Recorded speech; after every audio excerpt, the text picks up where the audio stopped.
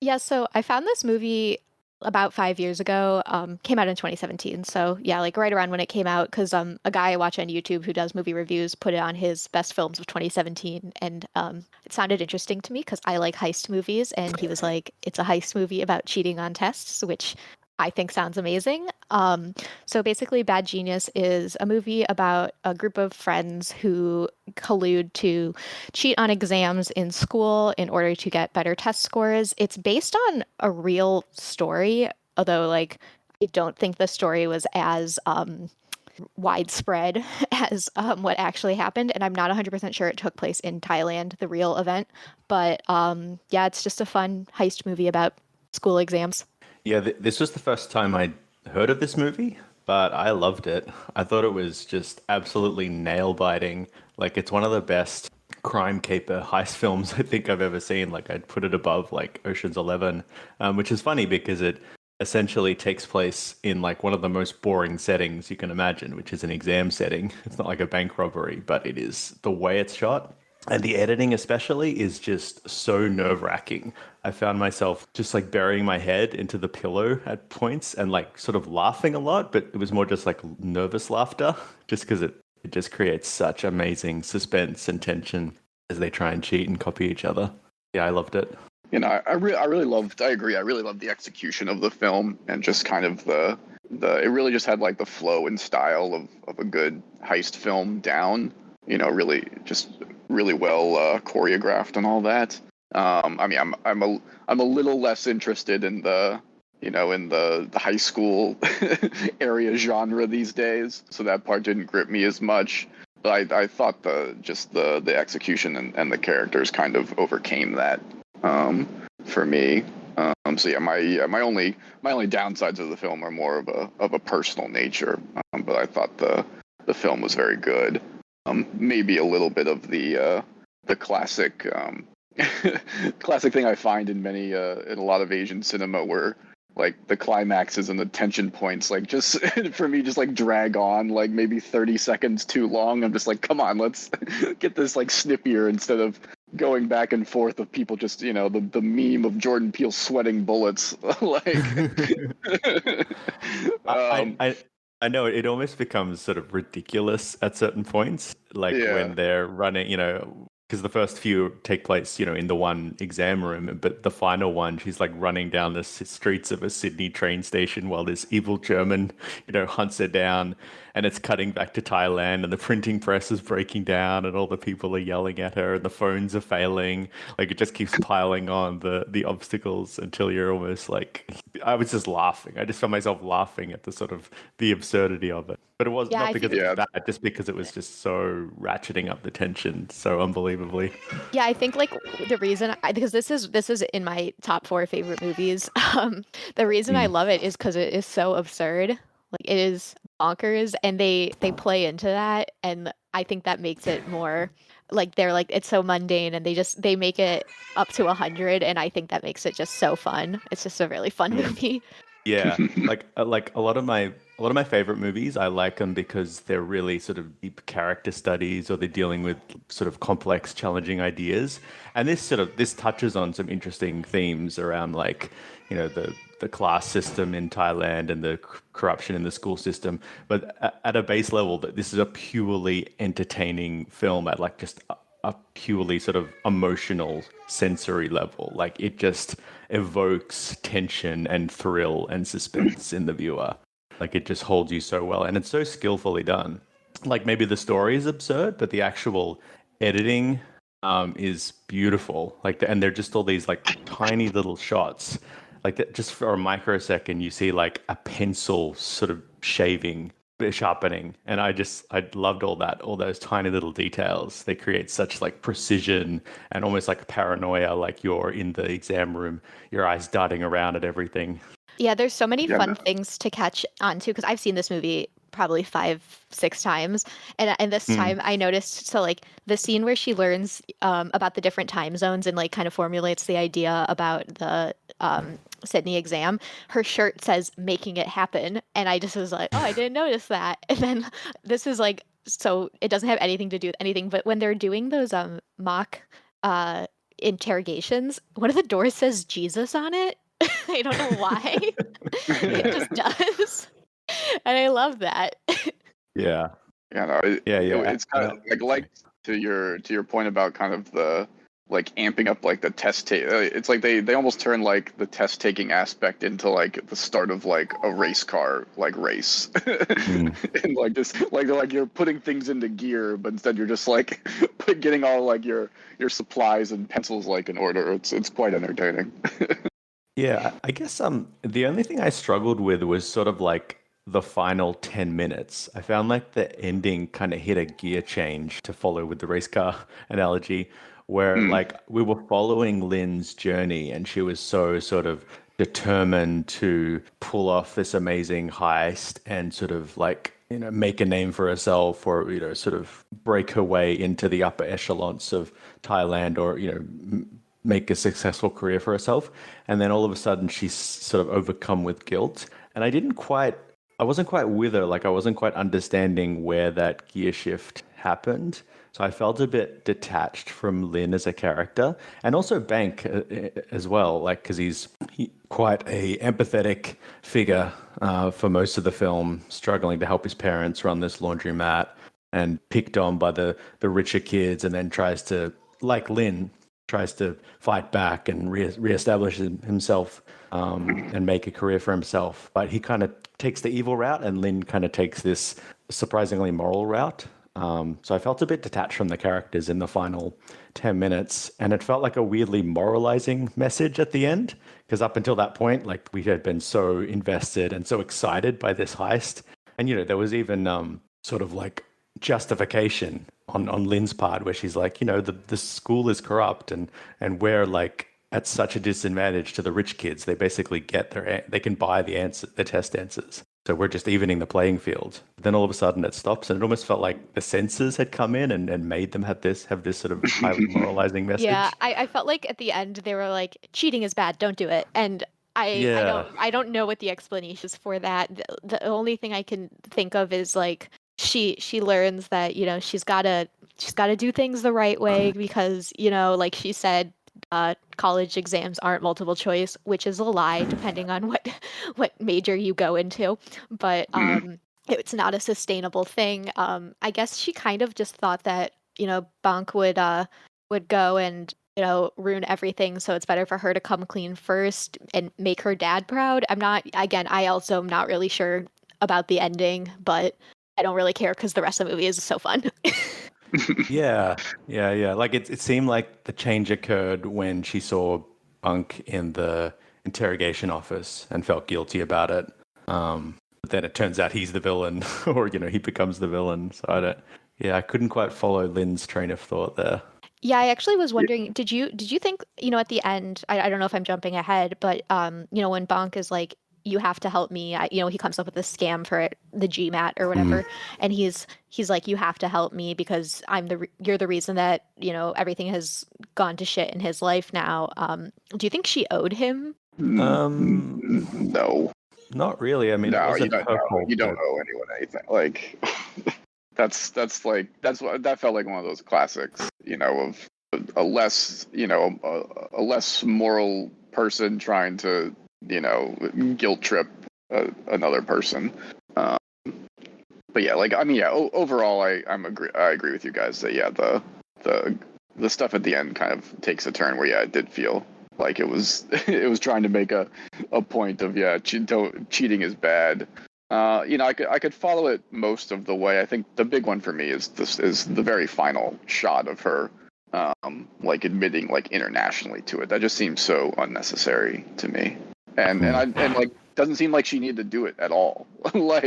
She had already gone through the necessary, her choice to just go into teaching, then instead of kind of going for the ambitious risky life. I bought that type of change, and that seemed enough. That was enough for me. And then they do this whole thing of confession at the end, which just seems so unnecessary. And I doubt. Yeah, and Bonk's thing just read as a threat that he would never actually follow through with anyway. So Yeah, I think I could be misremembering, but I think she always wanted to be a teacher. Like when she's interviewing to go into the school, she mentions her dad as a teacher. So I think her thought process is, if I want to be a teacher, how can I justify, helping people cheat in school because her dad is like, I wish you had, when he finds out, he's like, I wish you had actually been teaching them. So I guess her thought process is, if I want to be a teacher, I should probably, practice what I preach. But I'm not too hung up on it, but I do think it is a bit strange. Yeah, I mean, that's a good point. Like, her dad is kind of her biggest role model and the person she's closest to. So maybe she felt like she was, I don't know, disappointing him or failing to live up to his role modeling. The fact that she wasn't actually teaching them anything. It was all just for money. I also thought it felt like the relationship with Pat and Grace was a bit unresolved because I couldn't quite figure out, were they actually friends with her or were they just using her? Because it seemed like Grace actually did have a friendship with Lynn and she felt quite brokenhearted when they broke it off. But then, like, maybe she was just wanting her to come to university so she could continue to cheat off her and exploit her. So I thought maybe that would have been a better motivation if she had realized that Grace and Pat were just using her for her brain and would cut her at the first sign of trouble. Maybe then she could sort of, ditch the plan and expose the scam. But So yeah, I was left feeling kind of strangely like sorry for them because they were just kind of so miserable at the party. yeah, I think Grace, we're supposed to understand that she is Lynn's friend to an extent. Like obviously, like the scene where their friendship sparks. She helps her fix her hair or whatever before the school picture. It's not super deep, but I think we're supposed to understand that Grace is just like kind of a ditzy person, but she is friends with Lynn. Pat is more, Pat kind of sees the profit making, the potential of Lynn. I don't know if he's like a bad guy really, but or like if he is, he sets those guys on bonk. But he's definitely more of the I think if we're putting them as a duo, he's more of the one who wants to exploit her, whereas Grace is more just, she's got a friend who's really smart. Yeah. Yeah, no, I agree. I think Grace is generally is genuinely friends, and likes her. But she's definitely in a in a like a codependent type thing with Pat, where she kind of goes along with most of what he says. So she's not like independent enough in that scenario, and that kind of causes the rift. But she is genuinely friends. One thing I did want to touch on is the amounts of money in this are like so small. Like if I can't the exact exchange rate off the top of my head, but I wrote down because when I watched this movie last week, so 120,000 baht is 3,600 US dollars. So like, and I know everything is it's really cheap in Thailand, like their economy. I'm not sure about the status of, but I know everyone that goes on vacation there is always like, it's so cheap to be in Thailand. So like, maybe the cost of living is lower, but it was just like kind of absurd to me when they were these amounts of money, which like, $3,600 isn't nothing, but it's not that much money. Yeah, right. Considering the work involved, you have to like fly to different countries and have a printing press and organize transport for hundreds of people. I thought some of the ideas for the scams were really cool, and it was almost, I thought, I can't believe they're letting them put this on film because they're basically giving other people ideas about how you can, like the piano thing is brilliant. I love that. Yeah, I was watching this with some other people in another Discord server because I was like, who wants to do a movie night, And one of the guys who was in the server, he was like, this is why everyone needs to learn Morse code. And he's like, oh, I got in trouble for cheating in school with my friend because we would blink the answers, and I was like, well, obviously because you're staring at each other. But like if you had tapped the answers, I was like, yeah, it's pretty genius. Like, but I don't know, maybe a teacher would get mad for, making so much noise during a test or something. What I found strange was like how it didn't give much attention to Lynn and Bonk actually studying. Like it was just assumed that they knew the answers to every question automatically. So like even there wasn't really much tension about who would get the scholarship or who would, do well in school and get to the right university because it just seemed like they automatically knew the answer to everything. And not only that, but would be able to calculate the answers within about the first 25% of the exam. And then the real tension was in communicating those answers to the other students. Yeah, I guess like the game show scene is supposed to show that they're, really quick thinkers and they're really smart Yeah. and they just have so much knowledge. I'm not sure, but I mean, I don't know what it was the STIC exam or something, the STIC exam, and I don't know anything about this test. I assume it's kind of like to get an equivalent of an ACT or SAT score, but like I didn't think the ACT was that hard when I took it, like 5-6 years ago. So like I'm sure like Yeah, I was also a little confused how she was like putting like the essay question answers on the barcode, or were they just kind of So texting out yeah, so the, so the the the speech essay is the itself? last part of the exam, and she's like, you're kind of on your own for that. So what the plan was is after they do the essay, they were just gonna text what the topic was, and then Right. people went online and Googled, it was like Nelson Mandela or something, I don't remember, but they went online and like found the Wikipedia pages so that all the kids taking this test would know what to write about. Would have a head start. Yeah. Yeah, fair enough. The other one last point I thought was interesting was how when Lynn was trying to convince Bonk to join the scam, her argument was it doesn't really matter how smart you are or how smart I am because the people with money have such an advantage. Like they don't need the answers. Like that's just kind of the final piece of the puzzle for them. They've already got the money to go to these universities and travel, and they've got the connections, and they can get into the workforce. It doesn't matter how hard you work. You can do everything right. At the end of the day, you're just going to end up with like a 5-figure salary when you could be making millions now. Or maybe that was the argument that Bonk made at the end of the film. But I thought that was kind of like a compelling case for this scam, and like it kind of morally justified it in a way that the class system is so unjust that this is kind of one of the ways of correcting it that smart people have to kind of Yeah, turn 'cause the exploitation back on the upper classes. yeah, so I'm not sure how it is now in Thailand, but I was talking to my friend because her mom grew up there, and I don't know if this is still true, but like you have to pay to go to school after fourth grade, I think. So like just if she was saying like her mom, like some of her siblings just didn't go to school because they like couldn't afford it, and so it's like you could be smart as hell, but like if you can't afford to go to school, you're SOL. But I don't know if There's I don't no know if public school. I don't know if I think that they have been making efforts to reform it, and I don't know, like what the standards are now because this was like 30 years ago from her mom's information. But Sure. I mean, this seems like it seems like in this movie, I should have probably looked this up, but like she could have gone to her local school, which wasn't as good of a school, but then she instead went to this other school that was better, but she had to pay. hmm And yeah, I guess remembering now, she actually wanted to stay in her old school, but Yeah, her father was kind of pushing her to get into this Ivy League school or this high school equivalent of an Ivy League school because it would give her more opportunities and get her in connections with the in crowd. which I honestly I think she was probably right. Where I just like I don't think it made enough. I don't think it would have made enough difference going to this random prestigious school. Like it seemed to me like if you just got good grades and test scores, that would do just as well to get her where she needed to go, because it was going to be relying on scholarships anyway. I mean, you would think so. And like educational wise, at least here in Australia, there's no difference in like finals grades between public schools and private schools. But I think the sort of unspoken or the accepted knowledge is that it's not just about getting the best test score. It's also about if you want to go far in life, you have to like know the right people, or you have to have those kind of Ivy League connections in order to get the good jobs. So maybe that was what the dad was kind of pushing.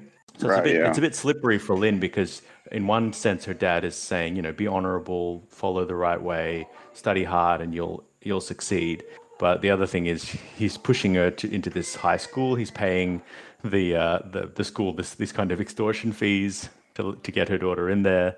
So Lynn's kind of getting mixed messages about what the moral line is in terms of succeed at all costs versus succeed only according to principles.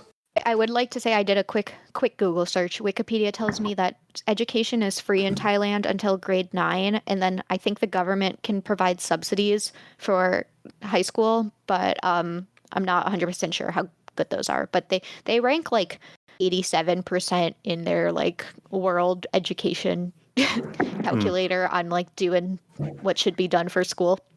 Yep. I liked that there was a character named, I don't know if it's Bonk or Bank, but his name is Bank, and in heist movies you usually have banks, so that was funny to me. That's true. Yeah. Was that his actual name, or was that like a nickname? So I think it was a nickname. Yeah, so I looked this up Yeah. after I saw this movie for the first time because I was like, why do all these kids have English names? And apparently in Thailand, in Thai culture, you just kind of change your name a lot. So you have like your given name, and then you have a name that people call you when you're like a kid, and then you have a name that people call you when you're like in school, and then you have a name that people call you when you're an adult. So I think that's like their nicknames, but okay. it's like also their name. It's very confusing to me. Sorry if anyone is Thai and listening to this, me butcher your cultural naming practices, but it's very interesting to me. And I think I've noticed a lot of Asian students will take on like a Western name when they travel in order to spare Westerners the embarrassment of trying to pronounce their name. Like the director of Uncle Boonmee just prefers journalists call him Joe because his real name is very hard to say.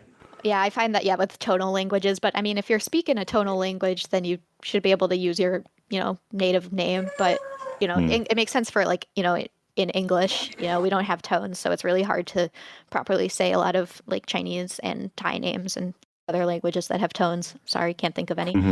But I don't know. It is interesting. When I was like learning French, I had my French name because like my name isn't French. I don't know. That was probably something fun my teacher did. But when I was learning Hebrew, my Hebrew teacher could not remember my name. So I had to use my Hebrew name that my parents gave me when I was a baby.